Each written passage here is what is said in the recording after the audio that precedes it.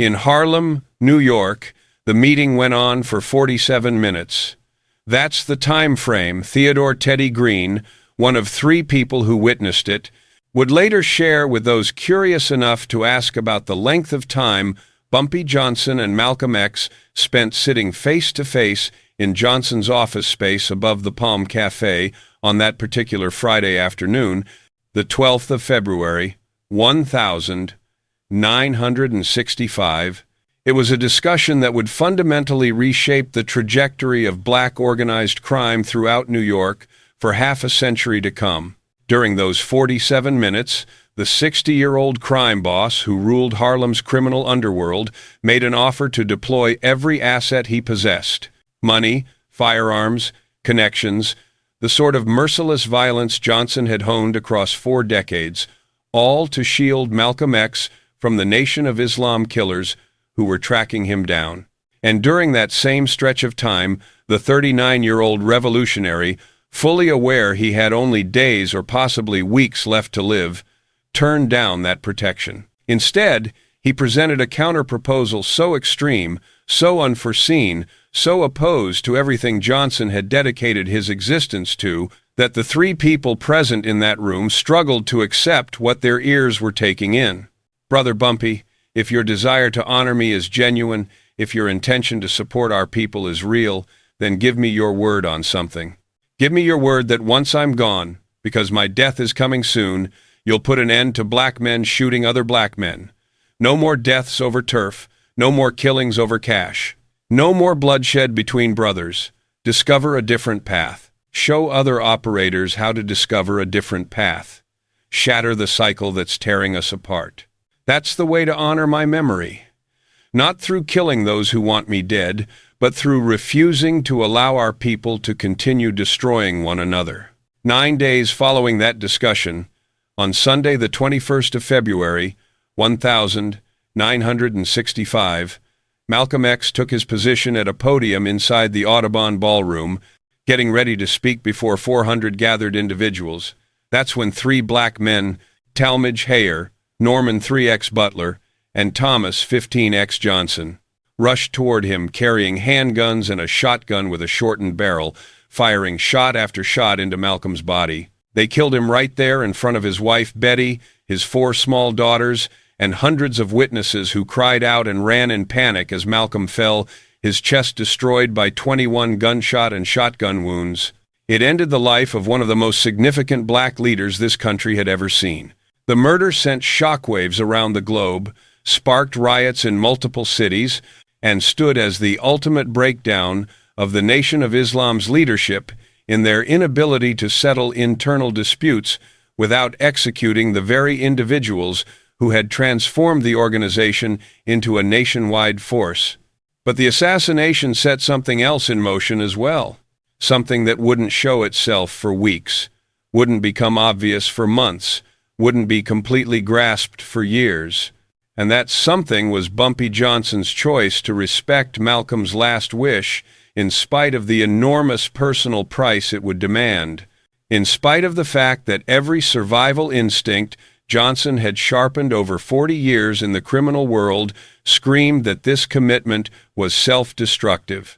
And in spite of the truth that honoring this commitment would fundamentally transform Johnson's methods of operation and would set in place guidelines about black-on-black violence that would shape Harlem's criminal underworld, long after both men had passed away. The account of what Malcolm rejected and what Johnson committed to.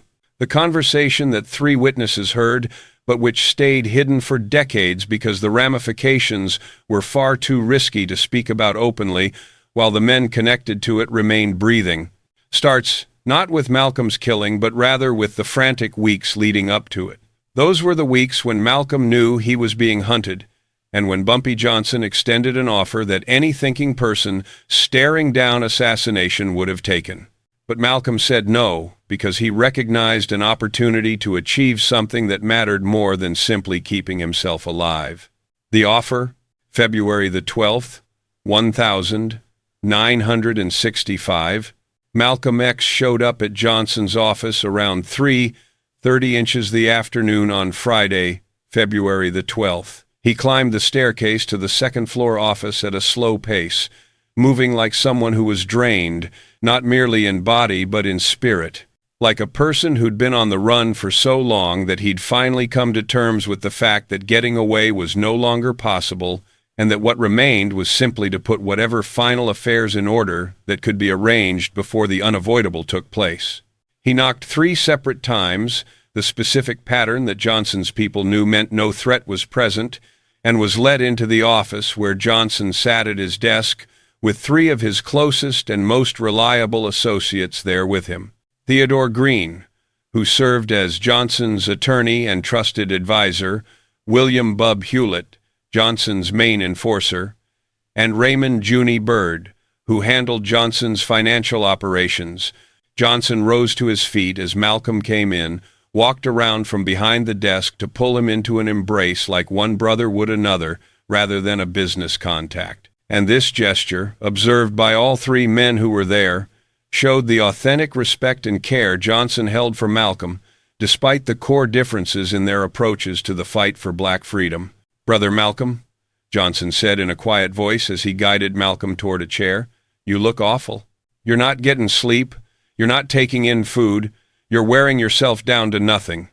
Take a seat. Allow me to pour you something to drink, and then we'll discuss keeping you among the living." Malcolm took the bourbon Johnson offered, swallowed a long drink, and placed the glass down with trembling hands.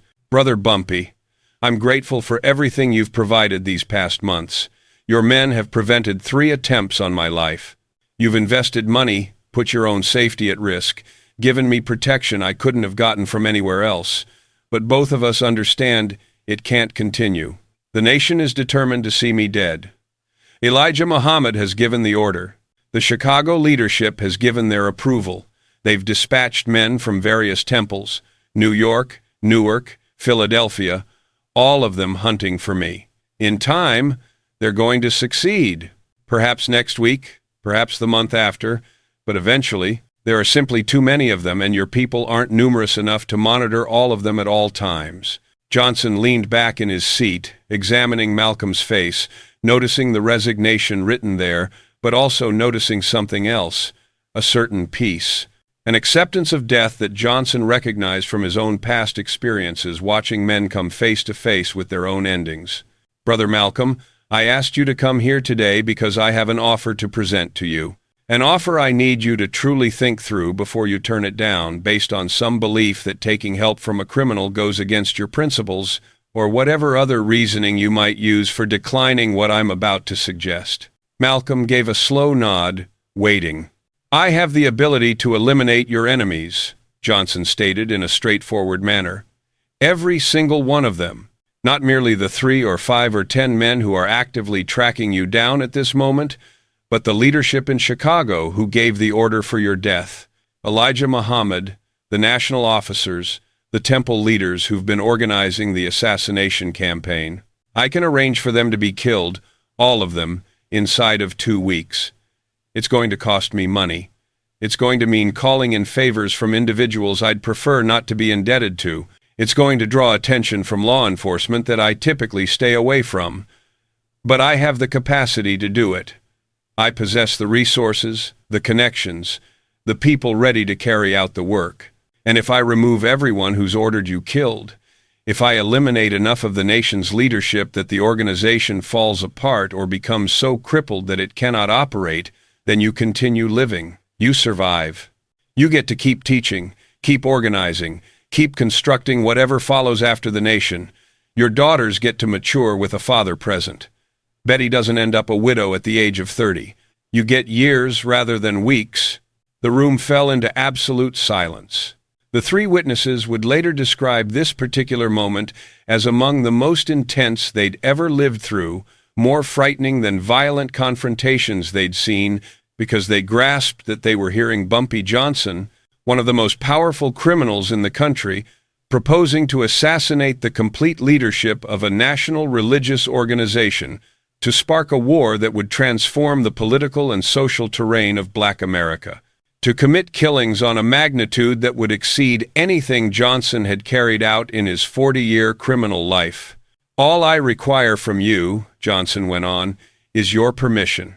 I need you to say to me that you want this done, that you're accepting this protection even though it results in many people dying, that you grasp the consequences and you're prepared to live with them because remaining alive is more important than whatever moral reservations you might hold about the methods of staying alive. Simply say yes, Brother Malcolm. Say yes, and allow me to do what I excel at. Allow me to protect you in the same way I've protected Harlem for 40 years. By ensuring that people who pose a threat to what I hold dear understand that the price for threatening it is their death. Say yes, and you keep living. Malcolm picked up the bourbon glass, finished what was left, and set it down with care on Johnson's desk. When his voice came, it was soft, but completely firm, without any hesitation or doubt. The voice of someone who'd considered precisely this situation and who'd already determined what his response would be. No. Johnson's face registered shock, real shock that anyone staring down assassination would refuse an offer of protection capable of saving their life. Brother Malcolm, you need to consider this. You need to. Malcolm lifted his hand, stopping Johnson mid-sentence. I've considered nothing else for weeks, Brother Bumpy. I've considered whether remaining alive is worth the price. I've considered whether my life holds more value than the principles I've dedicated years to teaching. I've considered whether survival gives justification for violence that would result in the deaths of dozens of black men who are themselves victims of Elijah Muhammad's corruption and deception. And my answer is no. I'm not accepting your offer. I won't allow you to kill nation members, not the soldiers tracking me, not the temple leaders coordinating the hunt, not even Elijah Muhammad himself, not to save my own life. You're making the choice to die, Johnson said, his voice devoid of emotion, filled with confusion. You're making the choice to allow them to kill you when I'm presenting you with a path to live. I'm making the choice not to be responsible for the deaths of dozens of black men just to add a few years to my own life, Malcolm replied. Brother Bumpy, the men who are hunting me, yes, they want to kill me. But they're not wicked. They're misled. They're deceived. They think they're carrying out God's will because Elijah Muhammad informed them I'm a traitor who's a danger to the nation. They're mistaken, but there's no malice in them. They're brothers who've been lied to by leaders they placed their trust in. And the leaders, Elijah, the national officers, the temple coordinators, they're corrupt and they lack courage, but they're still black men, still our people, still members of the community I've invested my life attempting to lift up. How can I make claims about fighting for black liberation while accepting protection that demands the killing of dozens of black men? How can I tell people to end black-on-black violence while my own continued existence depends on you murdering those who oppose me? I'm unable to do that. I refuse. It's wrong, and I won't participate in it. Johnson got to his feet, started pacing the space behind his desk, his frustration plain for everyone in the room to see. So you're simply going to accept death? Going to allow them to kill you? Going to leave Betty and your daughters without a husband and father? Going to let the nation emerge victorious? Let them silence the single voice that was speaking truth about Elijah's corruption. That's what you're choosing. That's what I'm choosing, Malcolm said with calm. I've accepted it. I've made my peace with it. But, Brother Bumpy, Malcolm leaned in closer, his intensity suddenly concentrated like a focused beam on Johnson's face. I didn't come here today to accept your offer. I came to present a counteroffer. You want to honor me? You want to accomplish something that holds meaning after I'm no longer here? Then I'm going to ask you to do something more difficult than killing those who want me dead. I'm going to ask you to transform your methods of operation. I'm going to ask you to shatter a cycle that's been tearing apart our community for generations. Johnson ceased pacing, came back to his seat, recognizing that Malcolm had arrived at this meeting with a particular purpose that went beyond talking about protection. What is it you're asking? Malcolm drew in a deep breath, selecting his words with great care, because he understood this request would sound completely insane to someone who'd invested 40 years using violence to hold on to power and control. Give me your word. Swear to me that once I'm dead, you'll put an end to allowing black men to shoot other black men, not within your organization, not in conflicts between black operators, not in confrontations over turf or cash or respect. No more killing of black criminals at the hands of other black criminals. Discover other methods to settle disputes. Apply economic pressure. Apply community influence. Use negotiations. Use beatings if that's what's necessary. Use anything at all except murder. Shatter the cycle, Brother Bumpy. Demonstrate to other operators that conflicts have solutions that don't require fratricide. Establish proof that black men can possess strength and power and command respect without perpetually killing one another. The silence that came next was deep. The three witnesses would later report that Johnson's expression moved through disbelief, confusion, anger, and at last something that could have been recognition, comprehension of what Malcolm was truly requesting and why Malcolm believed this held more importance than his own continued existence. "Brother Malcolm," Johnson finally spoke, his voice measured and controlled. "What you're requesting is more difficult than you realize. Violence isn't something optional in the world I operate in.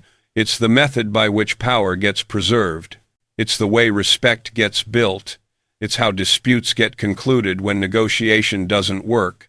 If I inform my people we're not going to kill other black operators who pose a threat to us, that renders us vulnerable.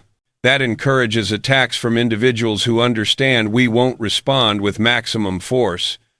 That could result in me losing control of everything I've constructed." "I know," Malcolm said plainly. "I understand precisely what I'm asking of you. I'm asking you to put your empire at risk to honor a principle.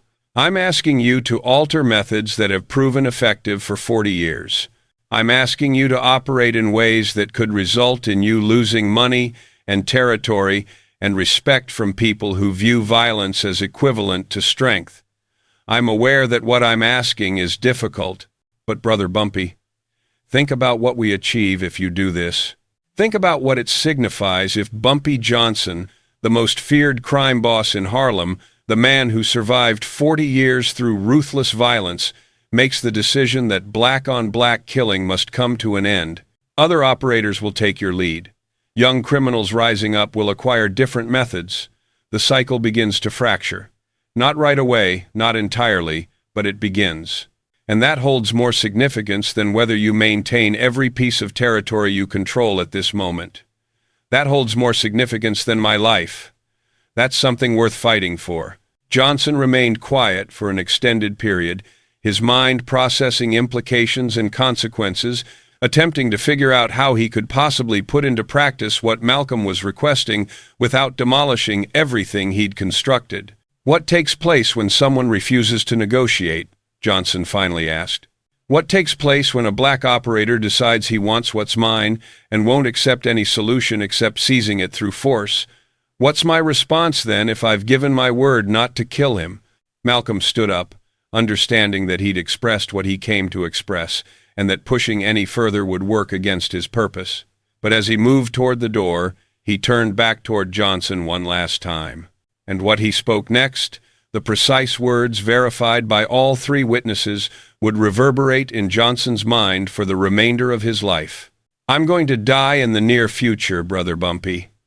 Perhaps next week, perhaps the month after. But soon, the men who end my life will be black. That's already determined. I can't prevent it, and I won't allow you to prevent it through killing dozens of other black men. But once I'm gone, after you witness what black-on-black violence looks like when it destroys someone attempting to help our people, I want you to recall this conversation. I want you to make a decision. Either continue doing things in the manner you've always done them, killing brothers over turf and cash and respect, or transform yourself. Honor my memory not through avenging my death, but through preventing deaths in the future. End the cycle. Fracture the pattern. Show our people that another path exists. That's my request. That's my last wish of you. Give me your word, Brother Bumpy. Give me your word that Malcolm X's death will be the final time you permit black men to kill black men without doing everything within your power to stop it. Give me your word you'll make the attempt." Johnson didn't respond right away. He couldn't respond because what Malcolm was requesting seemed impossible. Seemed like a commitment that would cost Johnson everything he'd constructed. Seemed like the sort of innocent idealism that resulted in people getting killed in the world Johnson lived in. But Malcolm didn't wait around for a response. He simply gave a nod, a gesture that recognized the difficulty of what he'd requested, and walked out of Johnson's office, descended the stairs into Harlem's February afternoon. This left Johnson sitting at his desk, attempting to process whether what had just been requested of him represented courageous vision or self-destructive madness. 9 days afterward, Malcolm X was dead. The crisis. The week following Malcolm's assassination, Bumpy Johnson received word about Malcolm's assassination around 3:45 inches the afternoon on Sunday, the 21st of February, 1965. One of his associates rushed into his apartment on West 139th Street carrying news that Malcolm had been shot at the Audubon Ballroom, that the shooting had taken place before hundreds of witnesses, that Malcolm's wife and daughters had been present, that Malcolm was either dead or dying, that Harlem was on the verge of exploding. Johnson drove immediately to Columbia Presbyterian Hospital where Malcolm had been transported, arriving to discover chaos, police presence everywhere, Nation of Islam members insisting they bore no responsibility for the shooting, Malcolm's associates screaming accusations that the nation had murdered him, reporters attempting to gather information, and Betty Shabazz in a state of shock, covered in the blood of her husband, holding their daughters while attempting to process that the man she'd married was dead at the age of 39, executed by the very people he'd attempted to save through his teaching and his bravery. Johnson made no attempt to speak to Betty. This wasn't the appropriate time or place, and he possessed no words capable of improving anything. But he remained standing in the hospital hallway observing the chaos, observing the immediate aftermath of precisely the type of black-on-black violence that Malcolm had pleaded with him to help stop, and understanding with complete clarity that he'd failed to protect Malcolm in spite of all the resources available to him, failed to prevent the assassination in spite of knowing it was approaching, failed to stop black men from murdering another black man who was attempting to help their community. Johnson went back home that evening and sat in his apartment by himself, declining to see anyone, sitting in darkness with a bottle of bourbon, replaying the conversation from 9 days prior over and over in his thoughts. Malcolm's words echoed back.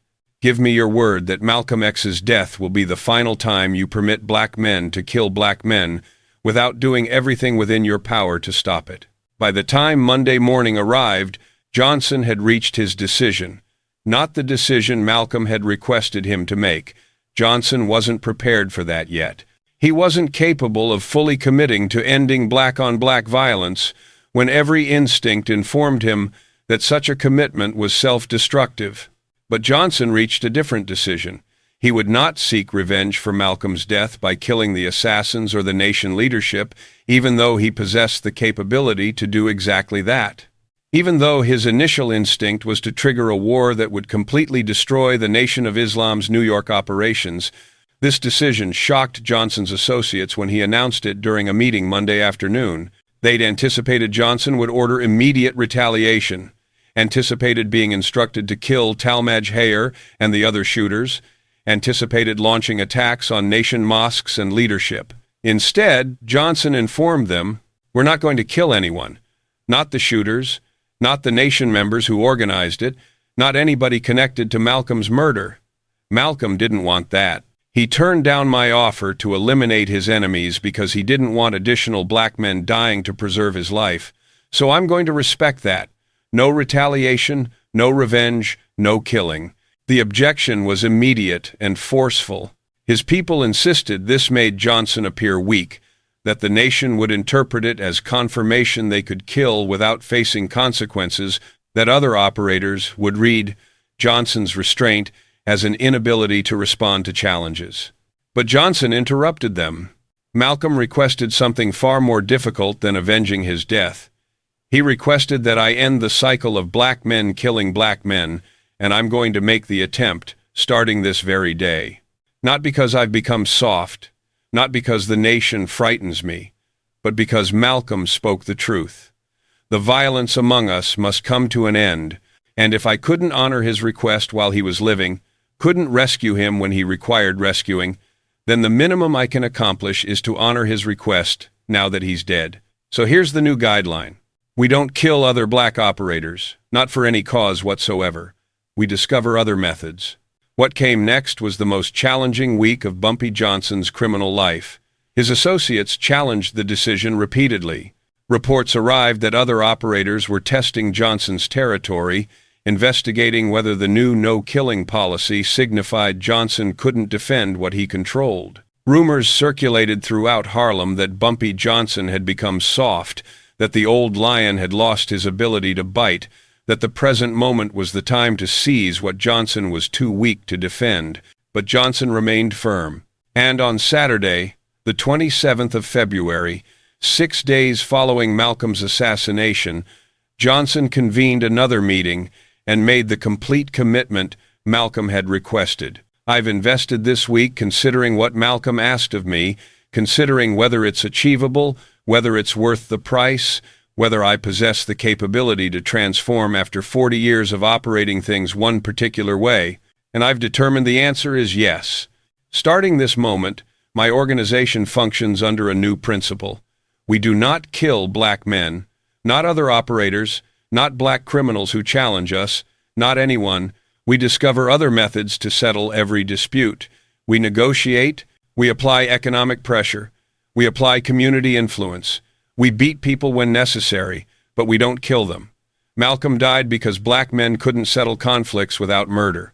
I am going to honor his memory through proving that conflicts have different solutions, starting right now, starting with me. And anyone in this organization who can't accept that guideline can walk out right now, because this is our method of operation from this day forward until I die. Nobody walked out, and starting that moment, Bumpy Johnson invested the last 3 years of his life attempting to honor a commitment to someone who had died. The implementation, how Johnson honored his commitment, 1,965 through 1,968. The transformation of Johnson's methods of operation started immediately and faced constant testing. Inside of weeks following Malcolm's assassination, numerous challenges emerged that under Johnson's previous methods would have resulted in swift, brutal murders. Instead, Johnson put into practice what his associates started calling Malcolm's method, settling conflicts through every available means except killing. The Marcus Williams Challenge, March 1965. Williams, a younger black operator, determined Johnson's new policy signified he couldn't defend territory. Williams recruited Johnson's runners, established competing policy banks, circulated word that the old lion couldn't bite any longer. Under the old guidelines, Williams would have been dead inside of a week. Instead, Johnson cut off all of Williams's suppliers, paper, printers, drivers, through making them select between Williams or Johnson's significantly larger operation. He mobilized community leaders to apply pressure on bettors to stay away from Williams's operations. He used political connections to spark constant police raids on Williams's banks. At last, he had Williams beaten with severity and put in the hospital, then paid him a visit to clarify. I won't kill you. I gave Malcolm my word I wouldn't. But I can render your life unbearable. Withdraw or experience this every single week. Williams withdrew, relocated to Philadelphia, never came back. The policy war, summer of 1965. 3 separate operators simultaneously tested Johnson's territory, holding the belief his no-kill policy rendered him vulnerable. Johnson responded through negotiating territory divisions that surrendered roughly 10% of his holdings to prevent violence. He used economic warfare to push operators who refused negotiation into bankruptcy. He established mediation systems where disputes were concluded by neutral Harlem community leaders. He created a council of major black operators who agreed to settle conflicts through arbitration rather than violence. This cost Johnson revenue but stopped roughly 15 murders that would have taken place under his previous methods. The enforcement problem, 1,965 through 1,968. Johnson's people required new training. For 40 years, Violence had been the main enforcement instrument. Now they required learning economic pressure techniques, community organizing to turn neighborhoods against targets, legal harassment through corrupt cops and judges, psychological warfare that rendered operations impossible without killing operators, beatings calibrated to communicate messages without causing death. Johnson personally trained his top people in these methods, instructing them that strength originated not from willingness to kill but from creativity in discovering alternatives to killing. The cost. What Johnson sacrificed. Honoring his commitment to Malcolm cost Johnson substantially. Territory lost.